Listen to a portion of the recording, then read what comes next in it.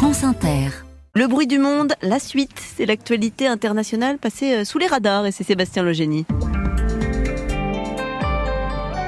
The Biden administration is looking to crack down on the exploitation of migrant children in the US. Vous venez de l'entendre sur les télés américaines, une enquête stupéfiante vient d'être publiée par le New York Times. Il y est question d'exploitation de migrants mineurs aux États-Unis même, jusqu'à embarrasser l'administration Biden. Oui, de jeunes enfants migrants employés dans des abattoirs, sur des chantiers de BTP, emplois dangereux, interdits aux mineurs, des filles de 13 ans qui lavent des draps dans des hôtels, alors qu'employer des moins de 14 ans est illégal, et le plus grave, une douzaine d'enfants morts au travail depuis 2017 aux États-Unis. Ces révélations déchirantes, le New York Times les a publiées il y a 3 jours après des semaines d'investigations menées dans une vingtaine d'États américains sur les enfants immigrés. Une main-d'œuvre de l'ombre, comme l'écrit le quotidien, dans tous les secteurs, dans chaque État, employés en violation de lois vieilles de près d'un siècle sur le travail des enfants. On se croirait dans un roman de Charles Dickens, mais on est au cœur des États-Unis du 21e siècle.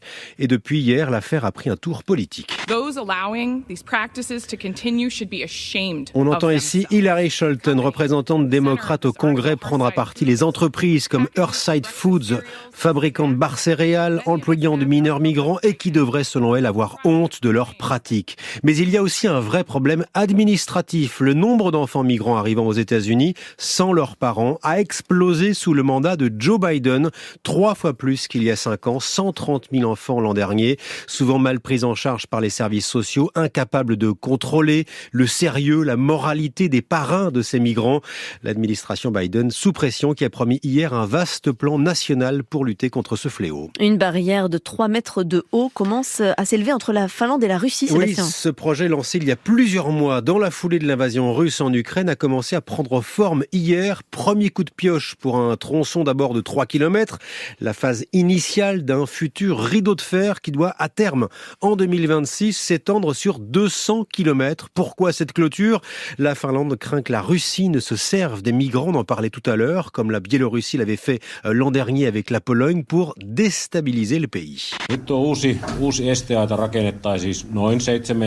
Le chef de projet finnois explique que cette nouvelle barrière sera construite à environ 7 mètres de la frontière nationale actuelle. Il y aura des poteaux pour la surveillance par caméra et ici, du côté finlandais, il y aura une route. La barrière aura une hauteur d'environ 3 mètres. Ces barrières métalliques seront recouvertes de barbelés avec, on l'entendait dans des endroits sensibles, des caméras à vision nocturne, des lampes, des haut-parleurs. Le tout coûtera 380 millions d'euros. Actuellement, la frontière avec la Russie est le plus souvent constituée de barrières en bois conçues pour empêcher juste le bétail de passer. La Finlande n'est pas le seul pays à ériger une clôture avec son voisin russe. L'Estonie, la Lettonie et la Pologne en ont fait de même. Et on termine en Macédoine du Nord avec un artiste, oui, mais de la basket. Il s'appelle Staja Grabulowski, inconnu du grand public, mais petite star chez les Happy Few. Staja Grabulowski s'est fait connaître sur les réseaux sociaux grâce à ses chaussures de sport. En effet, des baskets peintes, décorées, customisées même, et qui font désormais fureur chez les grandes stars. Le basketteur LeBron James, par exemple, s'en est offert une paire avec son portrait dessus, tout comme le footballeur Cristiano Ronaldo, le chanteur Justin Bieber ou la chanteuse Dua Lipa. Au total, plus de 300 célébrités ont fait appel à ce trentenaire qui dispose d'un atelier rudimentaire dans les rues de Skopje, la capitale de la Macédoine du Nord. Basically, it all started right here. Got a marker, grabbed the first pair of voilà, shoes I found. Staja Grabulowski qu'on entend ici raconte que tout a commencé il y a 20 ans quand sa mère lui a rapporté une boîte de couleurs. Premier dessin sur ses chaussures. 10 ans plus tard, il passait au feutre indélébile. Succès immédiat grâce à son sens du marketing et de ses relations avec les influenceurs. Mais pas question pour autant de s'installer à New York dans un atelier où il sera bientôt d'ailleurs exposé.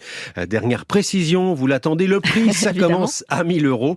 Le prix d'une paire luxueuse de Balenciaga, mais là, le modèle est unique. À ce prix-là, on espère quand même que ce sont des baskets qui courent vite. En Merci effet, le génie, vous nous quittez en chaussures de ville.